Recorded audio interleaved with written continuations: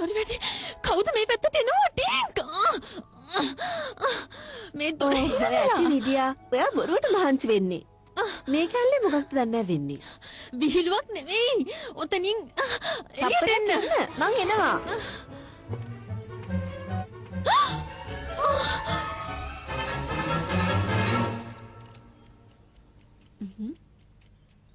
විදියා? විදියා? විදියා දොර අරින්න. මොකද්ද මේ වගේ විහිළුව?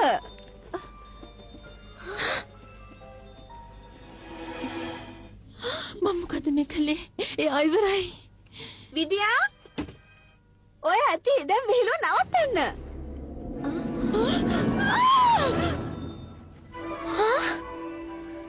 සුරදූතෙක්.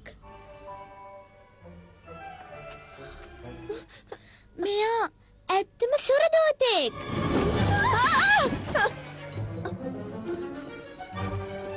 තාත්තේ තාත්තේ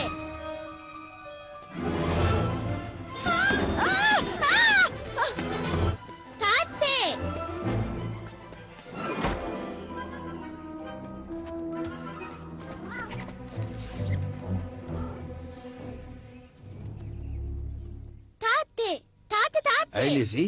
ඔයා විශ්වාස කරනකන් නෑ මට හම්බුන දේ. පස්සේ බලමු. ඒ තාත්තේ තාත්තේ තාත්තේ තාත්තේ කාර්යය කරන්න එපා. මට ඉවර කරගන්න තව වැඩ තියෙනවා. හරි ඒ තාත්තේ තාත්තේ. ලිසි අහන්න. මම මේ මගේ අනාගතයේ සුබ විනීදී වැඩ කරවගත්ත විතරයි මේ බලන්නකෝ. ඔය සමනල නේද අපි ටිකකට කලින් දැක්කේ? ඔව්. හරිම ලස්සනයි නේද? ඔයා මෙයාව ලන්ඩන් අරගෙන යන්නේ නෑ නේද? එහෙමනේ. නැතුව මම මෙයාව ගෙනියනවා. මම මෙයාව පෙන්වුවේ නැත්තම් බාරකාර අරමුදලේ සමාජිකයෝ මාව පිළිගන්න එකක් නෑ.